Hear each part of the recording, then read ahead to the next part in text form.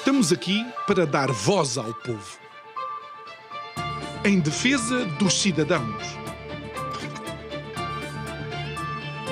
Pela dignidade humana. Todos temos deveres, mas também todos temos direitos. Será que existe justiça? Isto é o povo a falar.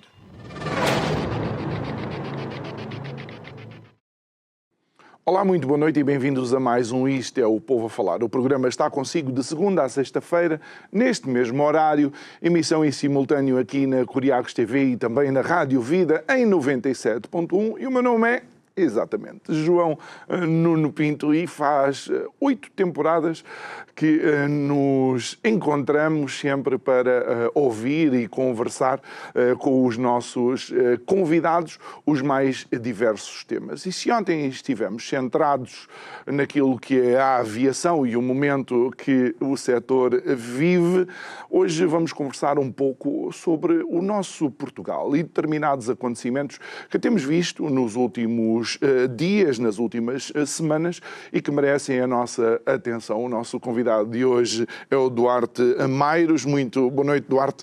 Obrigado por estares aqui connosco. Olha, vamos começar com uma questão que tem a ver com uma notícia, creio, do DN, em que dizia que existia um relatório que demonstrava que Lisboa era uma cidade muito segura e que a criminalidade tinha baixado substancialmente, e a questão é que toda a polémica que nasce a partir daí tem a ver com as próprias afirmações do Presidente da Câmara e com a leitura que se faz ou não se faz dos números apresentados num relatório que, entretanto, se tornou fantasma porque desapareceu. Boa noite e obrigado pelo convite. É um gosto estar aqui novamente. É uma casa onde gosto muito de vir. Obrigado. Dizer o seguinte, eu, antes de qualquer coisa sobre a questão da sua pergunta, é dizer que eu, como cidadão, sou pela segurança, seja ela de que forma for. Não há bem maior numa sociedade do que segurança. Depois vêm todas as outras. E, portanto, a segurança, estando no topo da pirâmide, deve ser a preocupação de qualquer governo, de qualquer autarquia e de qualquer instituição pública. E num país que preza pela segurança e que vem nos índices todos a dizer que Portugal é dos países mais seguros, também é seguro porque temos autoridades competentes que vão dissuadindo o crime, de certa forma, através daquilo que é a sua atuação. Indo à notícia do Diário de Notícias, que me parece que é uma notícia inquinada, porque vem falar de um relatório que até ao dia de hoje, à nossa conversa, ainda não foi divulgado. Foi divulgados alguns dados desse relatório, que são os números grandes, ainda não vieram os pequenos, para depois se perceber os grupos de incidência, em que tipo de pessoas ou de cidadãos e que tipo de origem é que há mais incidência de crime, que crimes é que são, e depois, a somar a isto, o Presidente da Câmara de Lisboa reage a esses números com duas nuances diferentes. Uma, primeiro, é bom os números terem baixado, desse ponto de vista qualquer... De uma forma geral, não é? Ou seja, haver menos crime, sobretudo quando se recebe 1.100.000 imigrantes em Portugal, é de facto um descanso para o cidadão comum. Agora vamos ter que ver até que ponto, e essa é a preocupação do Presidente da Câmara de Lisboa, Carlos Moedas, ver até que ponto estes números são ou não de confiar. Por exemplo, ele disse que há 3 ou 4 dias foi ao bairro da Boa Vista, falou com um conjunto de senhoras que lhe disse que há 15 dias, ininterruptamente, há todos os dias assaltos e que elas ainda não fizeram a denúncia. Isso conta ou não conta? Nos casos de violência doméstica, por exemplo. Exatamente, ou seja, nós temos que perceber o que é que conta ou não para perceber a criminalidade. Os telefonemas que são feitos à polícia para chamar porque há mais ruído, porque há mais barulho, porque há conflitos na rua, e a polícia vai, tenta ver o que é que se faz no local e não faz um auto da ocorrência daquilo que lá aconteceu. Isso conta ou não conta? E depois, para haver um descanso, quando temos uma vaga de imigração muito grande, um fluxo migratório como não há memória em Portugal, também o facto de a nacionalidade não constar nos autos que são, e portanto para aquilo que são os dados estatísticos daquilo que é a segurança, também não dá um descanso ou não tira a preocupação dos cidadãos perceber se de facto os imigrantes vêm e até a segurança não aumenta, é um bom sinal. É um sinal que o acolhimento está a ser feito. As pessoas tentam ser, o grosso dos imigrantes que vêm, são cordiais, têm alguma postura cívica, para também dar algum descanso. É por isso que operações como aquelas que aconteceram no Martim Muniz e que acontecem praticamente todas as semanas. Polícia presente no terreno são coisas que dão descanso ao cidadão comum que está cá em Portugal. E, portanto, esses dados que vieram avulso, eu até recordo um dado que não é desse relatório, mas que também vem aqui a reboque, que é os dados da Polícia Judiciária, em que numa conferência o diretor da PJ diz que em 10 mil presos, apenas 110 são imigrantes. À data em que ele falou. Certo, o fluxo tem um ano e meio. Quantos é que estão a ser investigados? Quantos é que estão a ser ouvidos? Ou seja, o número em si não é um número concreto, quer dizer, não é um número que nos atribui. Quer dizer, então, 110 são imigrantes, está certo, mas aqueles que estão a ser investigados, estão a ser ouvidos, os que estão a ser denunciados... Os que eventualmente já tenham a nacionalidade portuguesa e que estão agora a cumprir pena por... E são portugueses, portanto... É a sua origem, portanto, desse ponto de vista, são tudo dados que têm que ser, quando o relatório sair completo, são tudo dados que temos que ler, que analisar e perceber que os números grandes são aqueles que enchem as manchetes e que dão cobra à notícia. Mas agora vamos ver os indicadores, um a um, como é que funciona, em que grupos é que há incidência, em que zonas de Lisboa, do Porto, do país. Mas não achas que os números grandes também são escolhas, por assim dizer, da comunicação social? Porque, por exemplo, podiam ter escolhido há um aumento dos crimes contra a integridade física. O meu professor de estatística dizia uma coisa engraçada, que era os números, no final do dia, confessam sempre o que nós dizemos. E, portanto, há sempre números para dizermos tudo e o seu contrário. E, no caso, há uma tentativa, acredito eu, editorial e até política de procurar escolher números editorial por uma questão de causar polémica. Ou seja, se toda a gente está a falar em segurança e os números dizem que não há, é mais tema para debate, para encher espaços de comentário, para escrever notícias, para audiência. Por outro lado, se os números forem muito preocupantes, também é bom para manter. Portanto, ou seja, não interessa haver aqui um número intermédio, interessa é haver ou muito ou pouco, editorialmente falando. Politicamente, acaba por ser o mesmo reflexo e, portanto, desse ponto de vista, tudo é escolhido em função da narrativa que se quer criar. E desse ponto de vista é porque estamos numa altura da nossa vida política e cívica em que tudo está polarizado. Estar ao centro é quase uma impossibilidade matemática. Não achaste que na conferência de imprensa os jornalistas estavam, de facto, todos a querer que Carlos Moedas, independentemente do mandato que ele tem exercido, confirmasse uma determinada narrativa? Eu recordo que ele recordou os esfaqueamentos que existem quinzenalmente, recordou a violência contra as mulheres, recordou inclusive o triplo homicídio em Campo de Ourique ou Campo Lide ou qualquer coisa, mas os jornalistas queriam que ele validasse os números grandes e dissesse que estamos no jardim do Éden, no paraíso. Até porque a conclusão que se retira, porque eu percebo Carlos Moedas por um motivo que é, se nós reconhecemos que a criminalidade baixa, então vamos despreocupar-nos com a segurança. Não é preciso investir tanto, afinal temos cidadãos odeios. E a verdade é que não é essa. Todos os dias há casos em Lisboa, no caso de Lisboa, que é o caso concreto, de situações destas. E ele diz uma coisa que é verdade. Não é normal andarem pessoas, cidadãos, sejam eles imigrantes, ou no caso, até no caso eram imigrantes, andarem com paus no meio da rua e andarem armados para se defenderem, quando o normal em Portugal, que é um país seguro, é um país tranquilo, não é andarmos assim. Nós não andamos assim, nós não andamos armados no dia-a-dia porque pode-nos acontecer alguma coisa. Ou seja, isso não é normal. Não é normal haver esfaqueamentos. Mesmo que os números, depois, quando o relatório sair, nos venham a dizer isso também reflete um bom trabalho das autoridades, mas que ele continue e não que seja desmantelado. Porque, no fundo, é essa a conclusão que depois se vai tirar politicamente. E isso é algo que é um alerta que ele deixa, uma preocupação que ele tem, claro. Que é não. Tem que haver mais, porque nem que haja uma vítima. Não achas que esta tentativa, de facto, de generalizar as coisas, em vez de ajudar àquilo que são as políticas de segurança, vai, na realidade, piorar? Pelo seguinte, eu recordo-me quando eu era miúdo, e estava a crescer, eu sei que eu, com os meus 24 anos atuais, ainda estou a aprender muita coisa, mas todos nós sabíamos que o Casal Ventoso não era propriamente o sítio melhor para se passear em Lisboa. Mas neste relatório provisório, por exemplo, já mostra que na zona, que em Benfica é o recorde dos últimos 7 anos e que a Baixa de Lisboa voltou aos números de 10 anos atrás. Precisamente, por isso é que eu digo, há muitos dados, há muitos números e até às vezes para encontrar uma linha para os interpretar que seja consensual é muito difícil.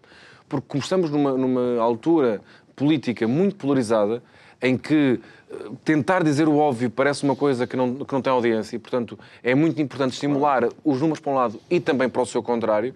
E a verdade é eu costumo dizer isto e cada vez mais digo quase diariamente em debates que vão surgindo no café, ao almoço e tudo mais, que é, eu não quero ver numa sociedade onde ou somos excessivamente pela força policial e contra os imigrantes, mas também não quero estar noutra em que defenda 100% as pessoas, criminosos e que cria narrativas. São bons e não há gente exatamente, má. e portanto, ainda para mais quando se fala também de pessoas que não têm cultura ou valores aproximadamente iguais aos nossos. Por acaso há dias estava a ouvir a ler uma notícia e de facto se nós compararmos a imigração que vem dos países africanos ou brasileiros, que são culturas, apesar de tudo, muito similares, os valores são os mesmos, a religião quase sempre é a mesma, ou se não é mesmo, é muito semelhante, ou seja, há um aproximamento muito grande entre as culturas e entre os países. Até fruto disso é que relações entre os países são altamente privilegiadas em relação a outros.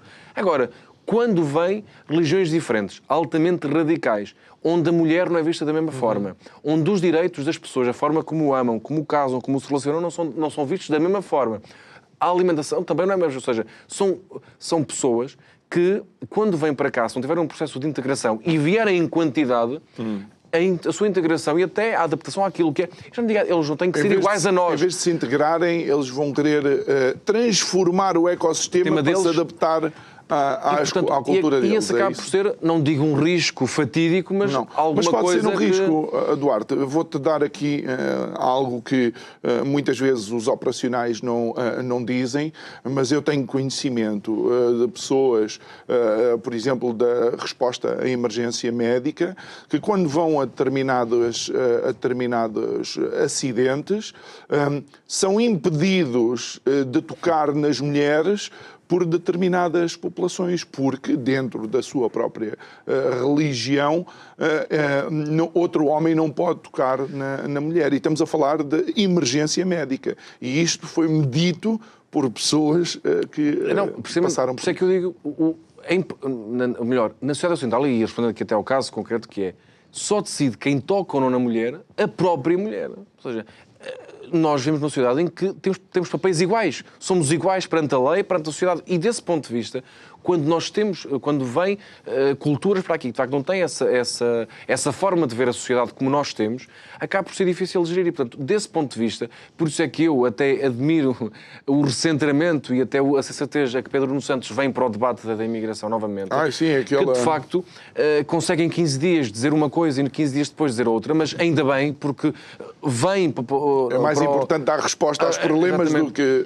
Precisamente, e portanto deixou aquela linha ideológica ultra-bloquista e até um bocadinho fora daquilo que é a maioria da população portuguesa e daquilo que são as suas preocupações. Porque, de facto, eu até posso ter uma certa ideologia, mas eu sou eleito para responder aos problemas das pessoas. E se o meu povo ou se o seu eleitorado quer algo naquele sentido, ele tem que ser capaz de responder. E desse ponto de vista, acaba por ser esse reconhecimento de que devem vir, a economia precisa de imigrantes, a agricultura, a hotelaria, uma quantidade de setores precisam, de facto, e eu próprio sou conhecedor no concreto de casos desses, mas agora, primeiro, para vir, o contrato de trabalho é algo que os protege, ponto número 1, porque sem contrato de trabalho altamente entram em redes de tráfico humano e, portanto, desse ponto de vista, é algo que, daquilo que são os direitos humanos, deve-se constar. Depois, falar a língua. Uma pessoa que não fala a língua, no caso para o português, está altamente limitado. Eu próprio já andei em Uber em que o condutor nem português nem inglês, portanto não falava nada, altamente limitado por aquilo que é o seu trabalho no dia-a-dia. Claro. E depois, aquilo que é, não digo que tem que ir para aulas de história, de cultura e de gastronomia, não tem que deixar de comer os seus pratos em função dos nossos. mas, no fundo, ter aqui também alguma adaptação. Eu, quando vou a um país muçulmano, ou quando vou a uma mesquita, eu cumpro as regras para poder visitar, conhecer, entrar naquilo que é a cultura deles e conhecer. Tal e qual como eu espero que quando vêm para cá, ainda para mais morar, escolhem Portugal como país para trabalhar e para morar, também tenham essa capacidade de se adaptarem. Ou seja, ninguém está a pedir para trocarem, não vão mudar de religião, não vão mudar de Deus, não vão mudar de credo. É tudo igual, mas há alguma capacidade de se adaptar. Nem que não seja a forma como nós... O normal é que se eu tiver uma discussão consigo, diplomaticamente vamos procurar chegar a uma conclusão. Ou aqui, ou em tribunal. Ou então, se no seguimento de uma discussão acesa entrarmos para uma violência física, uma pessoa que nos veja a passar ou que passe por nós vai procurar separar. Não vai interceder por um de nós. Ou não vamos nenhum de nós tirar uma navalha, um pau, uma katana, como temos visto centenas de vídeos, para resolvermos a nossa contenda. E, portanto, desse ponto de vista, é um conjunto de princípios ocidentais que nós temos de resolver os problemas. Na generalidade, há pessoas que não, que são desordeiras, mas há em todo lado, que eles, de facto, também têm que ter essa capacidade. É por isso que dizemos que somos um Estado de direito, não é? Precisamente. Olha, há pouco mencionaste esta viragem de Pedro Nuno Santos da sua costela mais bloquista, mas o Bloco de Esquerda também tem estado nas primeiras páginas por causa dos despedimentos. Já houve um ato de contrição da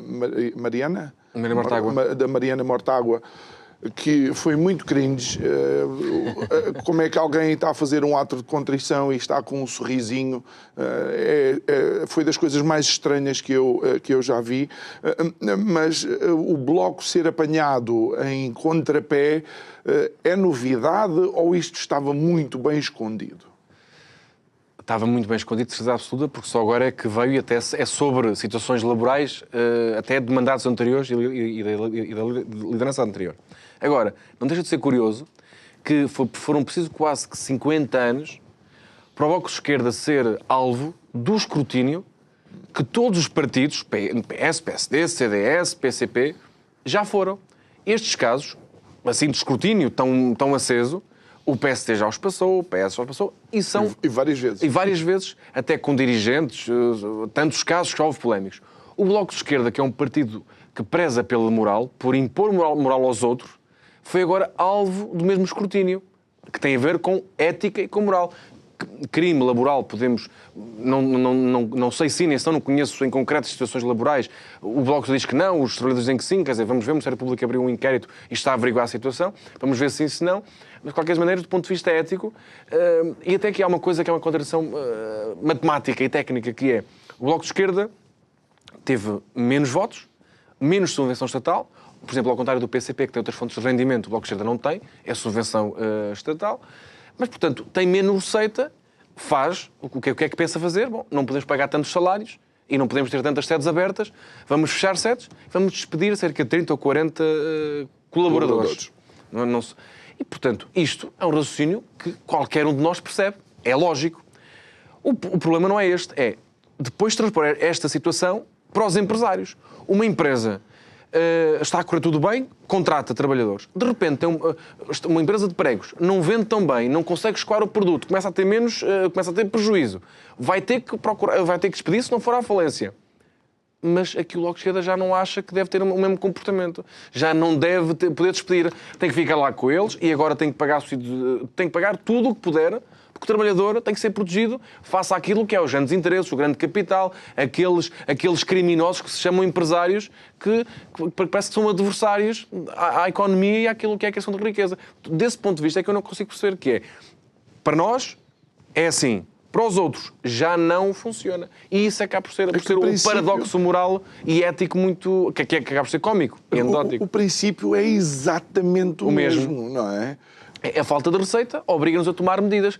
Portugal começou não tinha dinheiro e teve que chamar um credor, teve que cortar nas gorduras e nas despesas. É o normal, qualquer empresa... Para sobreviver. Eu até digo, até na coisa mais básica, no orçamento pessoal, familiar, é uma coisa que acontece sempre. a questão é nós tiramos essa conclusão para nós, mas para os outros, não. E esta falta de empatia, de compreender o outro, caso que parece... Portanto, o Bloco de Esquerda foi apanhado, não sei se em crime ou não, laboral, mas seguramente que na curva moral e ética, sem dúvida, porque um partido que apagou à moral, não está permeável a ela. Afinal, o rei vai nu, não é? Claro, e portanto, fazer referendos contra o alojamento local e ser contra o alojamento local e querer proibi-lo, mas depois ter negócios, é uma contradição moral. Sim, Quer dizer, eu defendo uma coisa para os outros, para mim não. E aquilo da avó, lembras daquilo da avó Sim, também? na campanha eleitoral que a avó tinha sido despejada, seja, quando nem sequer se lhe aplicava, não tinha idade para ser aplicada aquela lei específica. Ou seja, na realidade, uma hipocrisia muito grande. E desse ponto de vista, o Bloco de Esquerda está em contradição com aquilo que apregoa contra os banqueiros, o grande capital, só que depois, quando é para a sua casa, calma lá. E depois o pior é, a coisa que o Bloco de Esquerda tem, nós temos o testemunho de um ex-trabalhador do Bloco de Esquerda que ia pintar cartazes e colar cartazes contra a precariedade, e o precário era ele. Porque recebia da Assembleia Municipal, mas prestava trabalho para a Assembleia da República. Depois, como tiveram mais dinheiro, mais votos, foi para a Assembleia da República, mas trabalhava para a Assembleia Municipal. Portanto, andava aqui num gambling pegado, jurídico, em que recebia de um lado, trabalhava para o outro, e depois passava recibos verdes para outro sítio diferente, e havia aqui um triângulo entre a Assembleia da República, a Assembleia Municipal de Lisboa e partido. Portanto, entre este triângulo, iam adaptando a geometria, ou seja, uma pessoa que era precário. Passava recibos verdes. Quer dizer, é este tipo de conduta que os outros têm que ter, mas nós, não. Não está muito longe da escravatura moderna, pô, não fica muito longe disso. É esse o dilema moral. E depois, curioso, no meio desta polémica toda em que está, pede desculpa, diz que são humanos, também erram, o empresário não pode errar, um dirigente do PSD, do PS, do Chega, do partido qualquer, também não pode errar. Não, mas eles essa... não são humanos nem podem errar. Precisamente por causa daquilo que tu estavas a dizer. Porque eles ditam leis morais e éticas para os outros. A questão deles é que eles exigem aos outros. O empresário não exige nada a ninguém. O empresário não exige uma moral. O empresário, quando toma determinadas decisões, toma a pensar na sobrevivência da empresa. Se o cliente quer comprar ou não comprar, isso é outra... Não, tomar o empresário poder obrigar os outros a comprar aquilo que é seu. Mas o Bloco quer obrigar-nos a pensar de uma determinada forma, mas depois eles fazem o contrário. É uma sociedade talada por baixo, seja economicamente, seja nos valores. E desse ponto de vista é uma limitação total. E depois o mais...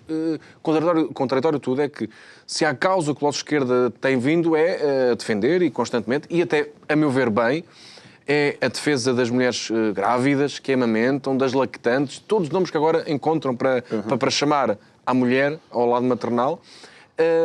E, portanto, e bem, uma defesa justa, uma causa justa, mas depois, quando tem que despedir, quem escolhe primeiro para despedir por telefone são meios de amamentar. Ou seja, em todo caso, qualquer ponto que venha a público, cheira a esturro imediatamente, porque são tudo...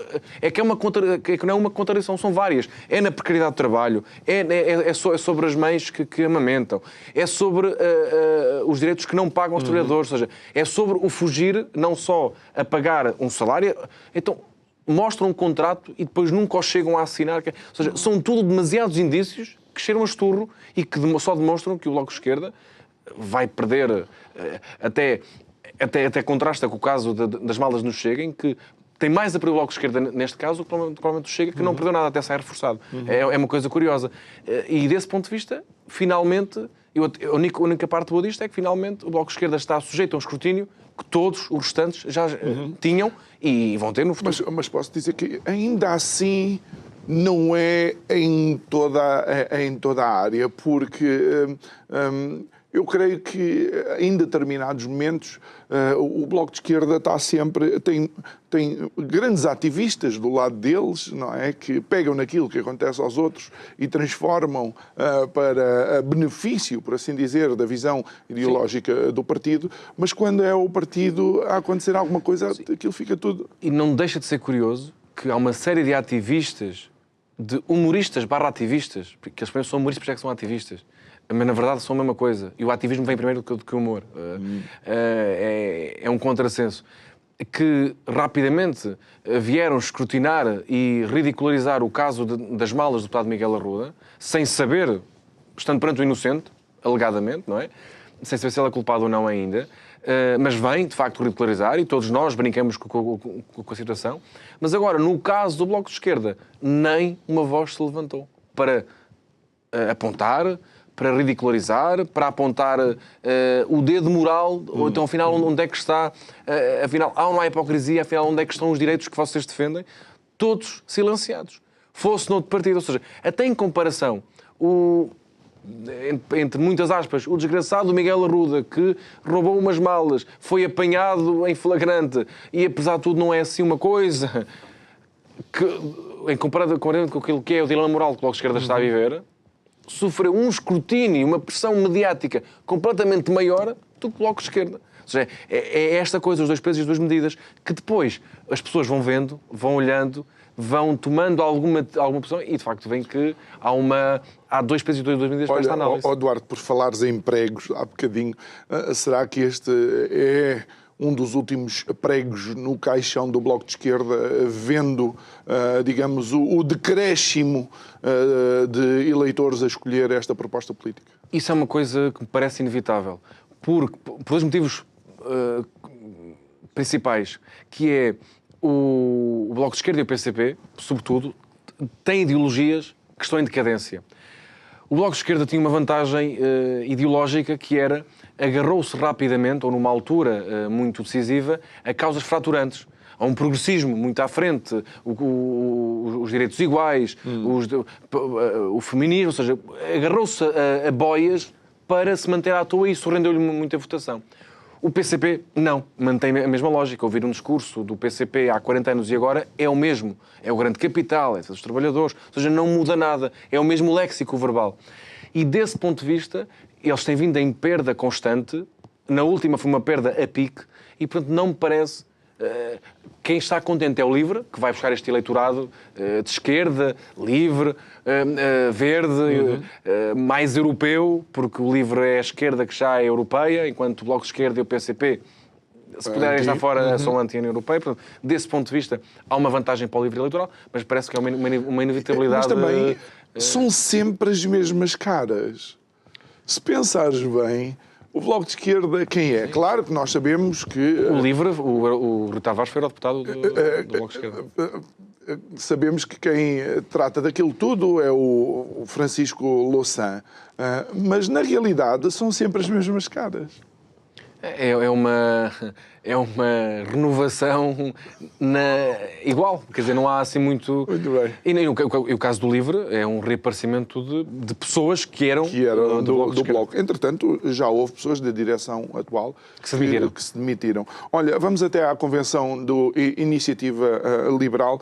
Primeiro porque, espantosamente, foi menos polémica do que uma realizada há relativamente pouco tempo. Vem reafirmar a liderança de Rui Rocha e apresenta Mariana Leitão como candidata apoiada pela Iniciativa Liberal para as presidências. Qual é para a presidência da República? Qual é a análise que tu fazes desta convenção? Foi uma convenção, comparativamente com a última, muito pouco aquecida, quer dizer, foi morna, não teve assim muito interesse do ponto de vista que lá foi debater. Havia duas candidaturas, uma à partida vencedora, portanto, desse ponto de vista não foi surpresa para ninguém que o Rui Rocha ganhasse com quase 80%.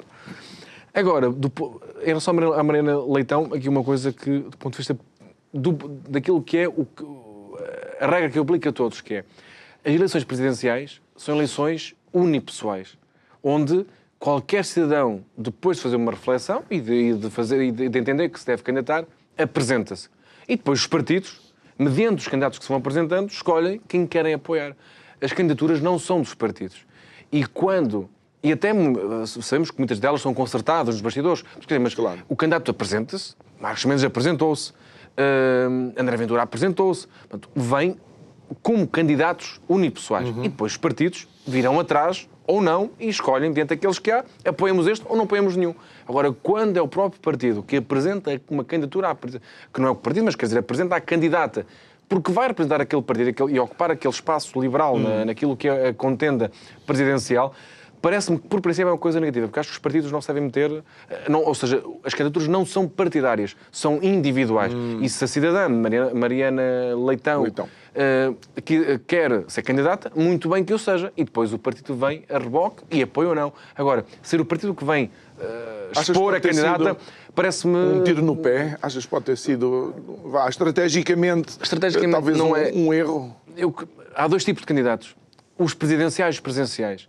Os presidenciais são aqueles que jogam e estão ali, são 2 ou 3 ou 4 que estão ali na calha para ganhar ou não ganhar a presidência. Portanto, são candidatos fortes. E depois há aqueles que são presenciais, que são candidatos que pretendem esta janela mediática que se abre para qualquer cidadão, não vem, ou seja, como não tem que ter um partido, apenas tem que ter assinaturas, é uma facilidade muito, muito grande, não tem que passar pelas várias etapas partidárias para serem candidatos a deputados ou a líderes partidários. Portanto, tem uma janela mediática que se abre e, portanto, vão ali aumentar a sua notoriedade, porque vão a debates, vão ter entrevistas, vão ter espaço mediático, vão ter a campanha ampliada mediaticamente, e desse ponto de vista vão marcar presença. Mariana Leitão encaixa neste segundo grupo brutal. Há um candidato no meio disto tudo que nem é presidencial nem é presencial, que é André Ventura, que é um ativo, eu vou dizer tóxico, não porque seja, ninguém lhe pode tocar, mas sim porque é o único candidato que não encaixa nem presidencial nem presencial, porque ele não quer ser presidente. Isso seria um contrassenso enorme para aquilo que é o que ele quer ser, que é primeiro-ministro, mas também não é presencial, porque ele consegue colocar a agenda dele a dominar a campanha toda. Ou seja, ele consegue trazer todos os candidatos à sua agenda e consegue limitar toda uma campanha àquilo que são as suas causas e que ele é candidato exatamente para isso, que é para ocupar esse espaço brutalmente e trazer todos ao seu debate. E, portanto, nem é presencial, nem é presencial. É tóxico nesse sentido de conseguir atrair... Será que esta campanha, e começámos e vamos voltar à convenção da Iniciativa Liberal, mas será que a presença de André Ventura nesta campanha não é mais uma forma de recrutamento para o partido do que propriamente para ele pessoalmente? Sem dúvida, e até por dois motivos diferentes. Um deles é as sondagens. Não são assim tão favoráveis ao Chega. Portanto, não há assim um crescimento acentuado, ou vai havendo algum decréscimo, e depois do último resultado eleitoral... Nesta última sondagem... Estava 18 pontos qualquer coisa, ou seja, mas com os indecisos... Como a terceira força política. Essa parte é garantida. De longe. Porque depois logo a seguir aparece a Iniciativa Liberal e com uma diferença quase de 10%, ou seja, um score muito diferente. Mas a verdade é que, do ponto de vista daquilo que é a sondagem e daquilo que também foi o resultado nas europeias, o partido precisa ter um novo fogo e até alguma receita. E ele, ultrapassando os 10%, consegue ter a subvenção para ir para o partido. Desse ponto de vista, é uma vantagem ele ir a não ir. E depois, do ponto de vista de, durante este ano e início do próximo, vai haver uma grande contenda eleitoral, uma autárquica e uma presidencial. Parece-me que o foco dele é as autárquicas, que é ter os temas dele, ele estar em voga na televisão, ir aos debates, estar constantemente a falar. É uma vantagem mediática que ele tem de chegar ao eleitorado e de ganhar os grandes centros urbanos ou ganhar mais votos. A nível presidencial, parece que vai fazer um bom resultado, é impossível que não o faça, mas até porque as sondagens ajudam a ir à segunda volta. E até à frente dos outros, o que não deixa de ser curioso para perceber a falta de tração que os candidatos têm perante o eleitorado. E já lá vamos aos candidatos, porque agora voltamos então à convenção da Iniciativa Liberal. Por falar em nomes e por falar em interação, não ficas sempre com a sensação que o fantasma de João Coutinho Figueiredo sempre paira sobre estas convenções do Iniciativa Liberal, que é um partido que diz que não são as pessoas, são as ideias? Eu vou fazer uma comparação um bocado absurda, mas que me parece... o PS, o grande fantasma do PS, que vem sempre à tona, e quando alguém está a fazer um discurso e até quer algumas palmas, cita Mário Soares. No PSD cita Sá Carneiro. No CDS cita Freitas do Amaral. A Iniciativa Liberal está a criar quase que um fantasma. Ou seja, a única pessoa que a Iniciativa Liberal conseguiu criar, produzir, com algum carisma, com algum reconhecimento para lá daquilo que é o seu campo ideológico e daquilo que é a sua base eleitoral. E a única pessoa que consegue alargar a base eleitoral da IEL é Coutinho de Figueiredo. Nas europeias, Coutinho de Figueiredo teve uma votação acima daquilo que é a base eleitoral da IEL. O Coutinho de Figueiredo conseguiu ter votos. Eu conheço pessoas que votam no PSD, que votam no PS e que votaram no Chega que foram votar no Coutinho de Figueiredo. Porque, de facto, é uma figura que tem um carisma próprio, tem uma identidade própria, tem ideias muito próprias e tem uma forma de estar que agrada. Ou seja, é uma pessoa muito prática, um bom comunicador, um pensante.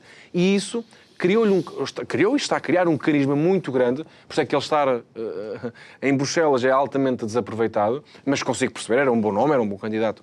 Mas é desaproveitado porque ele cá fazia um percurso. E até o grande candidato presidencial que a IEL poderia apresentar era Coutinho de Figueiredo, porque de facto tem um carisma próprio e é o único candidato da IEL que tendo esse carisma e tendo essa postura pública e política muito grande, é o único que consegue alargar a base eleitoral da IEL. Não achas que... Bom, há fenómenos que nós não conseguimos explicar, mas em termos intelectuais e em termos de proposta política, quando olhamos para nomes como o Carlos Guimarães Pinto, o próprio Rodrigo Saraiva, são pessoas com capital intelectual e capital político também muito forte e valente. Esta ideia de que o Coutinho sempre paira sobre a vida da IEL é que me parece... Sim, e também é verdade, ele presidiu ao partido numa fase de crescimento, até de grande crescimento. Portanto, acaba por ser quase que um Dom Sebastião, que só com ele é que a gente cresce, só com isto é quase uma ideia do almirante, não sei o quê, é para pôr isto em ordem. Ou seja, são tudo... vão-se criando alguns mitos, quase que a lembrar de Dom Sebastião, que só com eles é que isto vem, portanto eles têm que voltar e perceber esse... mitos urbanos. Olha, e por falar em viragens de temas que não eram propriamente da área ideológica e que alguém voltou a colocar, ou aliás começou a colocar naquilo que são a mira das políticas do partido, usando, digamos, aquela tua analogia com o Pedro Nuno Santos, o Rui Rocha, o IEL, resolveu escolher o combate ao wokeísmo como uma das suas grandes bandeiras. O wokeísmo que usa bandeiras começa a ser... Será que olharam para aquilo que aconteceu nos Estados Unidos com a vitória de um candidato que eles claramente não gostam e leram que o cidadão no dia-a-dia está cansado de certas coisas? Eu acho que sim.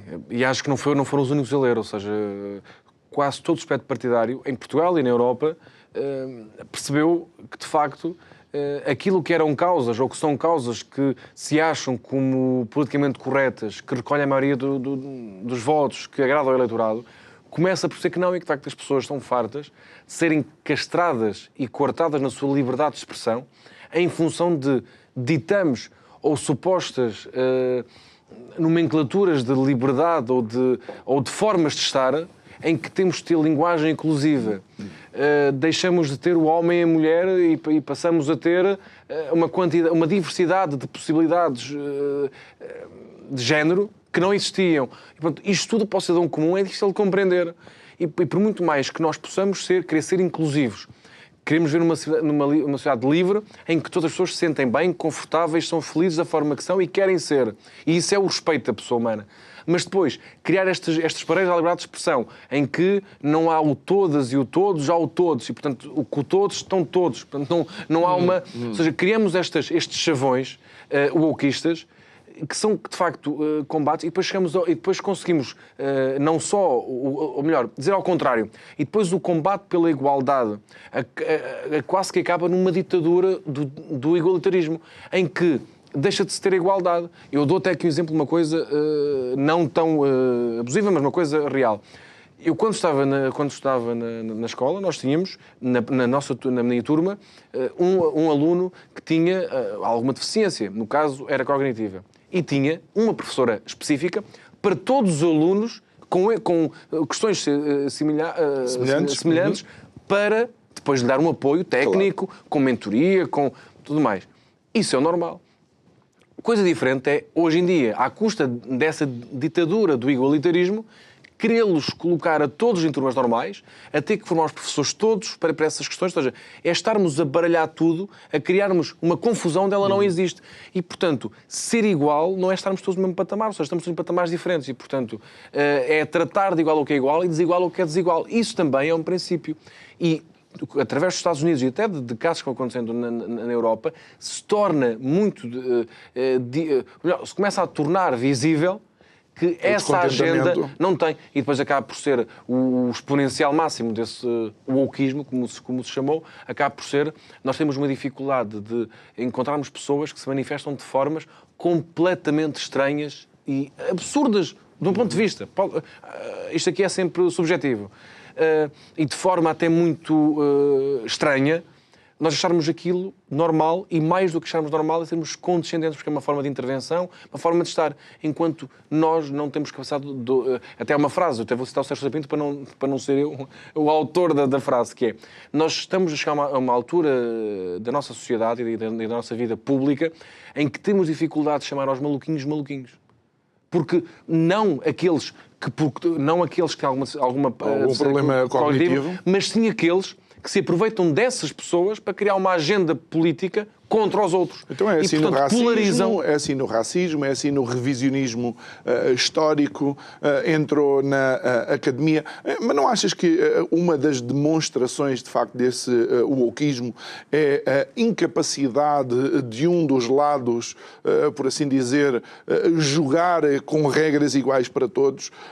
E deixa-me dar-te um exemplo. Enquanto o Twitter, o antigo Twitter, o atual X, era do Dorsey, que é uma figura absolutamente tenebrosa. É só saberem a história de como é que ele ficou com o Twitter, que não lhe pertencia, o Jack Dorsey. Não tinham problemas em ter lá contas. Agora que o Elon Musk comprou o Twitter, atual X, toda a gente sai lá. O Banco de Portugal, a Universidade não sei quê. Acho que a Faculdade de Direito saiu também. Qualquer coisa assim. Portanto, isso não demonstra costelas muito pouco democráticas. Sim, e até parece que, e até no caso acaba sempre por soar, parece que tem alguma coisa a perder. Parece que tem... essas coisas não... aliás, a Cira Meirelles é uma coisa engraçada há dias, que era, não deixa de ser curioso que pessoas criticam o Elon Musk e o Twitter, atual X, depois façam política e intervenção nessa própria rede. Portanto, desse ponto de vista, vale mais saírem. Mas não sei até que ponto deixa de ser também uma coisa um bocado ridícula essa... Porque é uma comunicação como todos os outros, quer dizer, desse ponto de vista. Eu creio que... Eu não tenho a certeza, mas acho que alguém me disse que a Ana Gomes saiu, mas já voltou. Sim, não sei, por acaso não uso tanto Twitter, mas não deixa de ser curioso esse tipo de contradições. Olha, voltamos então às presidenciais. Para mim, surpreende-me já presidenciais antes das autárquicas que vão ser este ano. Isso era ao contrário. Só para o ano, porque, de facto, Marcos Mendes já assumiu a sua candidatura. Marcos Mendes vai fazer... frente àquele que nas sondagens tem melhores números, neste caso Gouveia e Melo. Estas eleições presidenciais vão ser a maior prova dos últimos anos ao aparelho partidário, sem dúvida nenhuma. É difícil, aliás, não deixa de ser admirável ver um cidadão que, através daquilo que foi o capital que foi construindo, aproveitou daquilo que foi as suas funções. Não aproveitou, quer dizer, no bom sentido, que o fez de forma premeditada, ou seja, através do bom desempenho da sua função, criou um capital político junto à população que lhe dá uma atração que nenhum dos outros candidatos, mesmo com a base dos partidos, porque sem ela não existem, o Marcos Mendes sem o PSD não existe, o António José Seguro ou o António Vitorino sem o apoio do PS não existe. Portanto, simplesmente são candidatos que não têm interação na sociedade civil, só por eles próprios, coisa que Mário Soares tinha, por exemplo, que vai sem o apoio de partido, que Manuel Alegre também tinha, ou seja, Cavaco Silva tinha, ou seja, são tudo candidatos que, sem os apoios dos partidos, fizeram as suas campanhas normalmente e tinham uma atração própria. E estes não têm. Não deixa de ser admirável que um cidadão que tem uma atração própria na sociedade civil lidera uma sondagem de forma inevitável. Portanto, Marcos Mendes candidatar-se. É certo que Mário Soares começou com 8% e foi eleito Presidente da República, ou seja, a sondagem não é por si um elemento, é que estamos há um ano.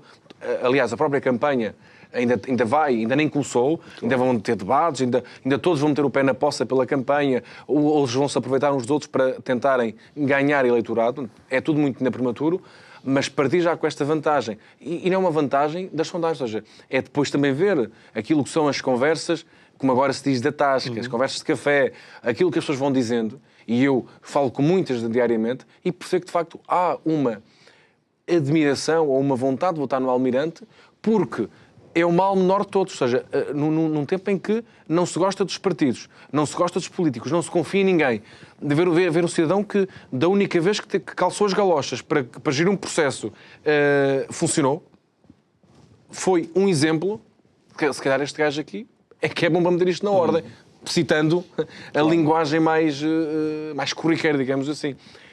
E, de facto, parece-me que vai ser um bom argumento de campanha, se bem que o Almirante tem um dilema muito grande comunicacional, que é, ele sem dizer nada, já tem este capital todo. E ele falando pode ser um problema, porque eu tendo já...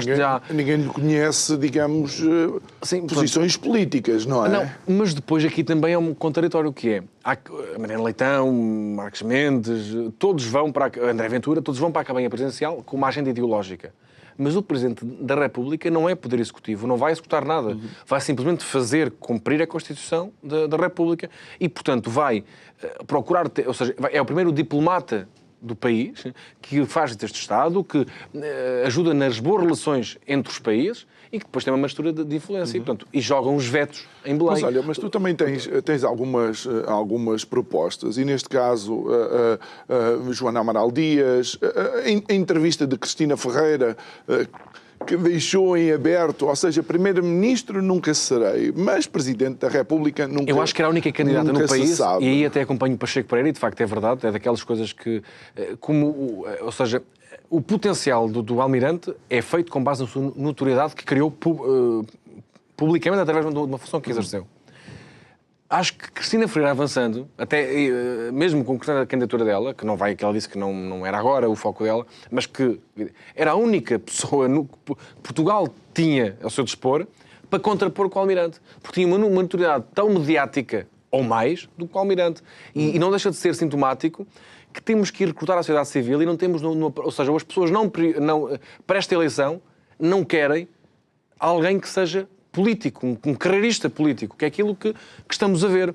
Porque depois também aqueles candidatos, a Joana Amaral Dias, o líder do Stop também, e outros que vão aparecendo, vão ocupar o espaço mediático, vão construir uma notoriedade, eventualmente até podem, no caso não, porque é acima dos 10%, angariar depois subvenção para aquilo que são os seus partidos, mas não deixam de ser, ou seja, vão ocupar pequenos espaços mediáticos e não vão fazer um caminho por aí além. Mas não vai deixar de ser um exercício muito forte até numa segunda volta. Vamos imaginar que passa o António Vitorino, por exemplo. O PSD vai apoiar Vitorino ou vai apoiar o Almirante? Ou não vai apoiar ninguém? O Chega apoia quem? O Bloco de Esquerda apoia quem? Vamos imaginar que não é Vitorino e que é Marcos Mendes. Tem que se posicionar, não é? Os partidos vão querer um dos seus, do partido partidário, ou não vão abster-se. Vai ser tudo muito curioso de ver o contrabalançar já que estivemos a falar da IEL, não é? Que apoia quem? A Mariana Leitão na segunda volta. Sim, se ela não passar... Desse ponto de vista, vão ser umas eleições deliciosas de acompanhar. Estamos nos últimos 2 minutos, sensivelmente. Duarte, estarias à espera de ver um PS a ferro e fogo por causa de um nome para apoiar nas presidenciais? Há 20 anos que o PS não consegue formar um candidato presidencial. Não consegue sequer formar como apresentá-lo aos cidadãos.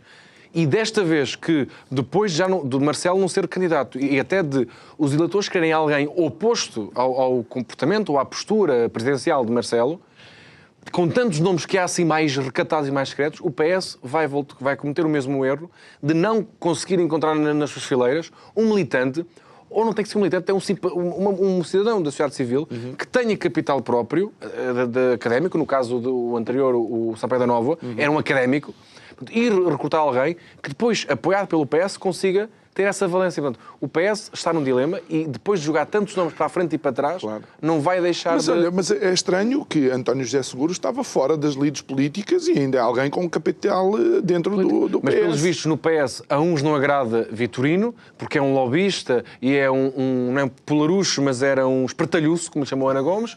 Mas depois também, por outro lado, António José Seguro também não agrada a ninguém porque não tem convicções, porque não tem carisma e diz banalidades, como disse o Santos Silva. Ou seja, nenhum deles agrada. E, portanto, vamos ver qual é que é a postura. Ou chamou traidor a António Costa. Muito bem. Também. Naquela famosa entrevista, Duarte Meiros, obrigado por ter estado aqui connosco. Obrigado, foi um gosto. É sempre um gosto receber-te. Obrigado a si que nos acompanhou em mais um programa. Já sabe, pode rever estas conversas subscrevendo o nosso canal de YouTube. Vá lá, clique no sininho. Resta-me desejar-lhe uma ótima noite e até amanhã. Obrigado.